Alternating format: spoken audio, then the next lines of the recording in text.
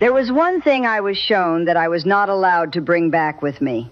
I want to start there because that restriction is the reason this video exists. I was shown the sequence.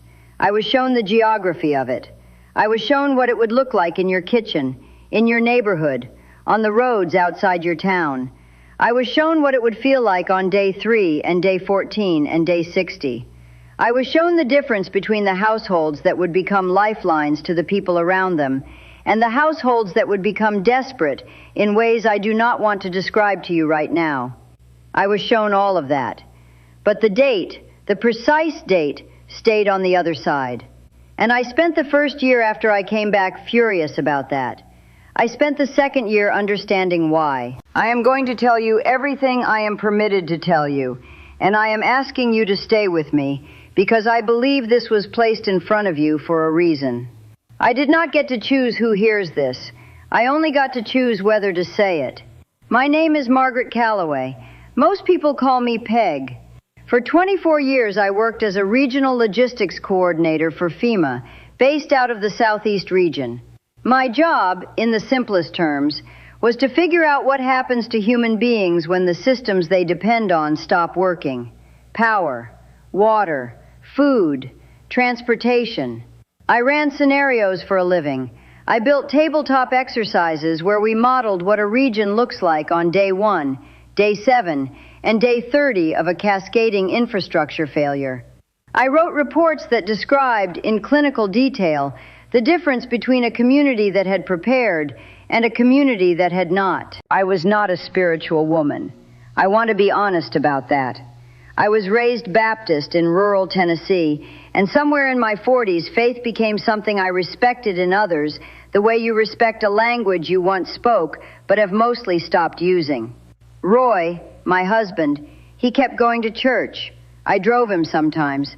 I waited in the parking lot. I told myself it was enough. Roy died in 2019, heart attack, 67 years old. After that, I stopped going to the parking lot, too. By the time March of 2023 arrived, I was 68 years old, living alone on a small property outside Chattanooga, keeping a kitchen garden that I told myself I was maintaining out of habit. I had retired from FEMA 3 years earlier. I still tracked my pantry inventory on a dry erase board in the kitchen, an old professional habit, the kind that never leaves you. I had an appointment with my cardiologist that I had been rescheduling for 6 weeks. There was always something else to do. The garden needed turning. The gutters needed clearing. The appointment would wait. On a Thursday morning in the second week of March, I was standing at the dry erase board in my kitchen, updating my inventory. Canned goods, dry goods, water, the way I had done every week for 30 years. I remember writing the word flour. I remember the marker in my hand, blue, a little dried out. I remember thinking I needed to buy a new one. That is the last thing I remember before the crossing. What happened next, I know from the medical record and from my neighbor, a woman named Frances who had noticed my car hadn't moved by late afternoon. Frances had taken a CPR course 3 years earlier for her job. She found me on the kitchen floor. She called 911. She started compressions. The paramedics arrived and continued them. At Erlanger Medical Center in Chattanooga, they documented what I had already missed by the time they got me there. A spontaneous coronary artery dissection. Not a standard heart attack, not the kind that gives you warning signs you can track on a monitor. The kind that simply happens, without permission, without a detectable buildup, without warning. The kind that ends things. I was without cardiac output for 11 minutes. That is the number in the record. 11 minutes is not survivable by the arithmetic most cardiologists use. My cardiologist told me later, in the measured language of a man who does not like to speak imprecisely, that my survival was statistically improbable. I told him I had a lot of experience with statistically improbable scenarios. He did not think that was as funny as I did. What I did not tell him is what happened during those 11 minutes. Because those 11 minutes were not empty. The kitchen was there, and then it was not. That is the most honest description I have. It was not a sudden darkness. It was not a tunnel of light. It was not any of the things I had seen described in the books I had never read, because I was not the kind of person who read those books. It was a cessation, the way a sound stops, the way a room empties. And then I was somewhere else, and the somewhere else was more real than anywhere I had ever been in 68 years of living. The first thing I noticed was not a figure. It was not a voice. It was not light, not in the way we use that word. It was color. I need to try to explain this because it matters to everything that follows, and I know how it sounds. I know you may be adjusting your assumptions about what kind of account this is going to be. Stay with me. The colors on the other side are not decorative. They are not aesthetic. They are not the way a sunset is beautiful or the way a painting is moving. They are functional. They carry information the way a map carries information, the way the color-coded layers of a situation map in an emergency operations center carry information. In my career, red meant active crisis. Yellow meant degraded capacity. Blue meant water systems. Green meant cleared and operational. We read those colors without thinking. They were a language. What I encountered on the other side was a similar language, except the information it was carrying was not about logistics. It was about something underneath logistics. About what is true at a level that systems and infrastructure are only trying, in their imperfect way, to reflect. There was an amber gold that I understood immediately as what I can only call warmth that does not require fuel. This sounds like poetry. It is not poetry. It was a direct perception, the same kind of direct perception you have when you walk into a warm room from the cold. Not a thought about warmth. Warmth itself, communicated in a single moment of awareness. And what I understood from that color, in the same wordless way you understand that 2 + 2 is 4, was that the light I was perceiving was not generated. It was not the product of a system. It could not be interrupted. It could not be taken offline. It could not fail. I had spent 24 years calculating what happens when the things that generate warmth and light fail. I had spent 24 years building contingency plans for the dark, and here was something that the dark had no access to. That was the first thing the color told me. I did not have time to absorb that before the second thing arrived, because the color organized itself. That is the only way I can describe it. The amber gold resolved, the way a picture comes into focus, into something I recognized. Not a landscape, not a garden, not anything I had expected or imagined. A map. I want you to understand what I mean when I say a map. I do not mean a vague impression of geography. I mean the kind of map I had built and read and updated for 2.5 decades. Specific, detailed, color-coded. The eastern United States extending west. And I was looking at it from above, the way I had looked at situation maps in emergency operations centers, from Atlanta to Richmond to Memphis. The colors on the map were the operational colors I knew. Yellow for electrical grid activity, power generation, transmission, distribution. Blue for municipal water systems, pressure, flow, treatment capacity. Orange for supply chain movement, trucks, rail, distribution hubs. These were not metaphors. This was the map I had spent my career reading. And I watched the yellow go out, not all at once. That is important. It went out the way a real cascading grid failure goes out, the way the Northeast went dark in 2003, the way Texas went dark in 2021. Except what I was watching did not stop at a region. It moved. From the Northeast first, the way load imbalances have historically propagated, then south and west, sector by sector. Not a single dramatic failure, a sequence, an escalation, the kind of failure pattern I had modeled in exercises and written about in reports that were filed and archived, and, in the way of such things, not read by the people who needed to read them. The yellow drained out of the map, then the blue followed. Municipal water systems depend on power. Most people do not know this. Your water does not flow because water flows downhill. Your water flows because electric pumps move it through treatment facilities and into pressurized distribution systems. When the power goes, the water pressure does not hold indefinitely. Gravity-fed systems buy you some hours. The pumping stations buy you nothing once the generators run out of fuel. I had modeled this. I had calculated how many hours various metropolitan areas could sustain water service after a grid failure. In most cases, the answer was measured in hours, not days. The blue drained out of the map, and then the orange, the supply chain movement, stopped. Because the trucks stopped. Because the fuel pumps at distribution centers stopped. Because the refrigerated warehouses that hold the inventory that restocks the grocery stores you drive to stopped. Because the distribution network that we call the food supply is, at its foundation, an electrical system, and electrical systems require a grid. I was watching something I had built in theoretical terms inside an emergency operations center, except I was watching it happen. And I understood with a certainty that bypassed every professional instinct to question and verify. I understood that this was not theoretical. I want you to sit with that for a moment. I was a federal emergency coordinator.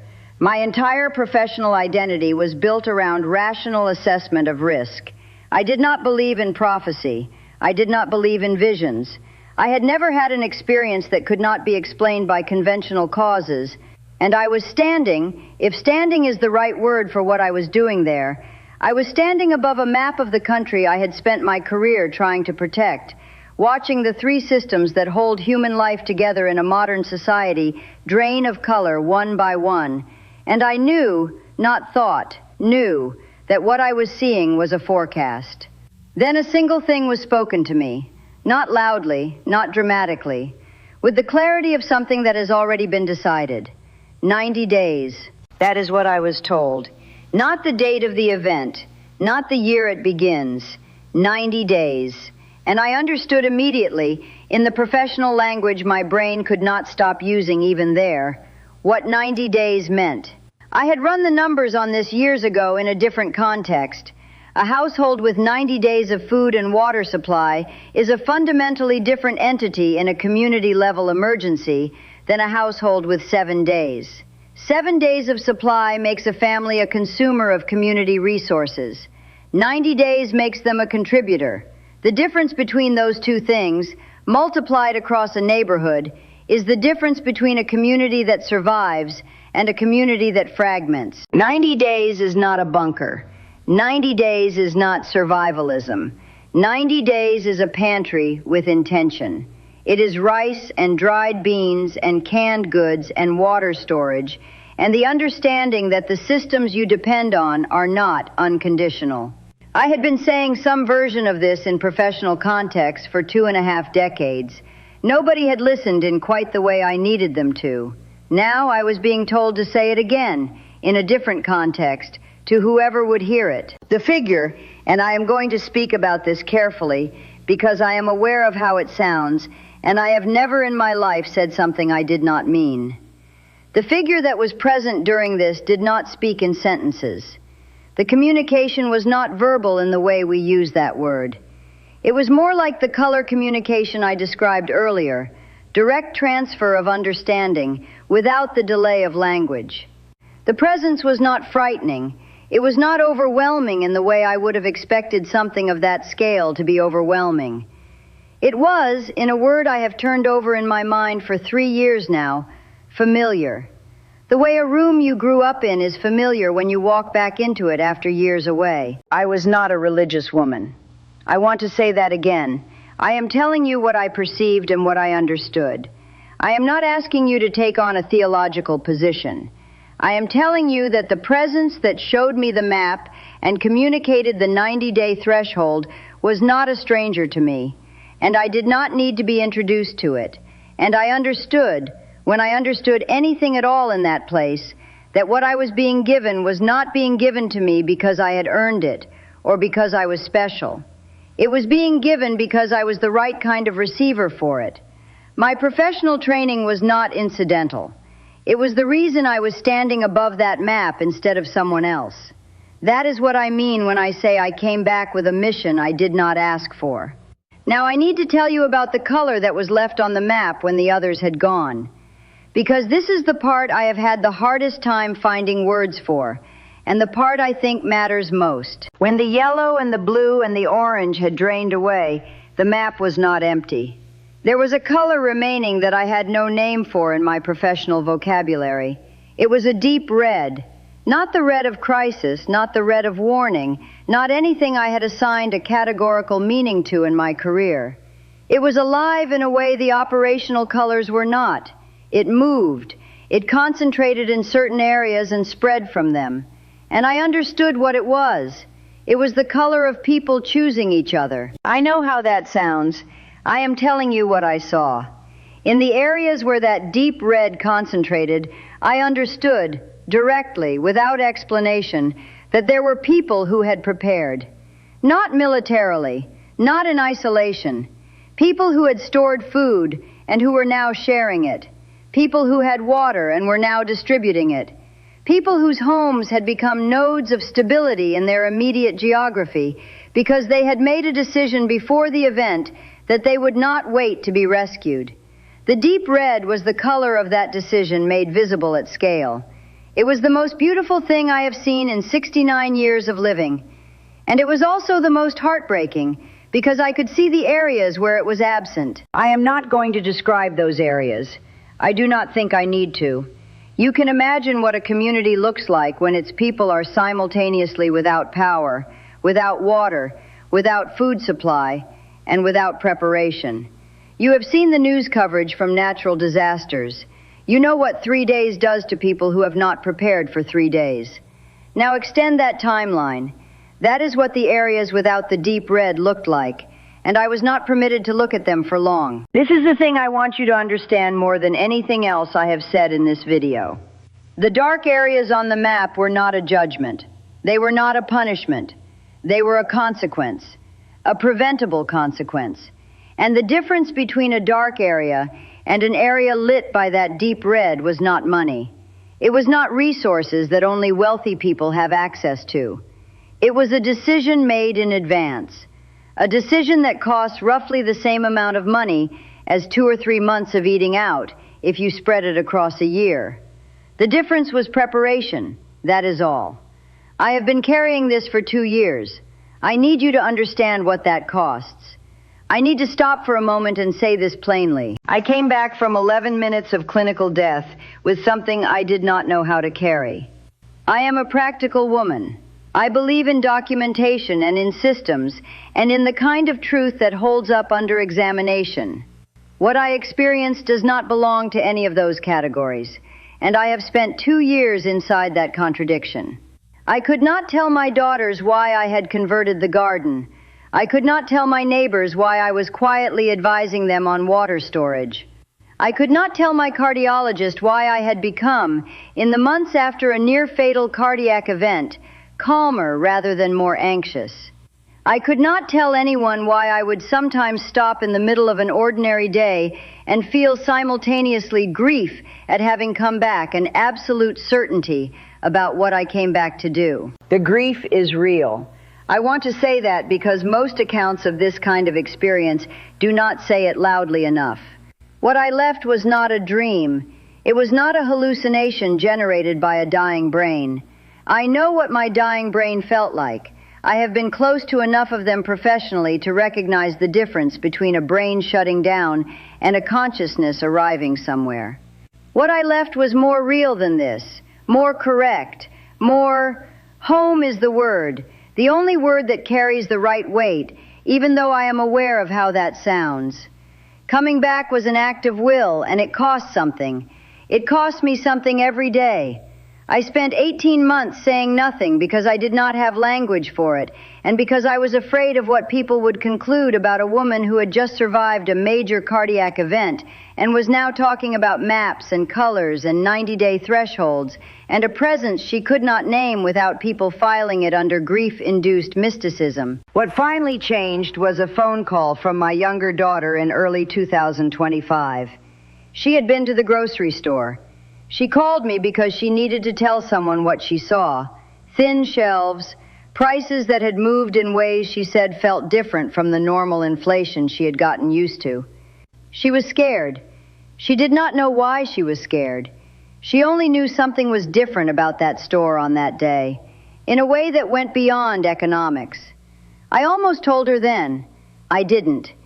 But I started recording instead. I am telling you this now because what I was shown has a timeline attached to it, even without the date. I can feel the edges of it the way a person who spent 24 years reading weather systems can feel a front moving in without checking the forecast. The indicators I was shown, the vulnerability of the grid, the dependency of the water system on the grid, the fragility of the food distribution network, those are not theoretical anymore. They are visible in the news I no longer watch, in the conversations I have with people who are beginning to feel what my daughter felt in that grocery store. 90 days is not a number I chose. It was given to me.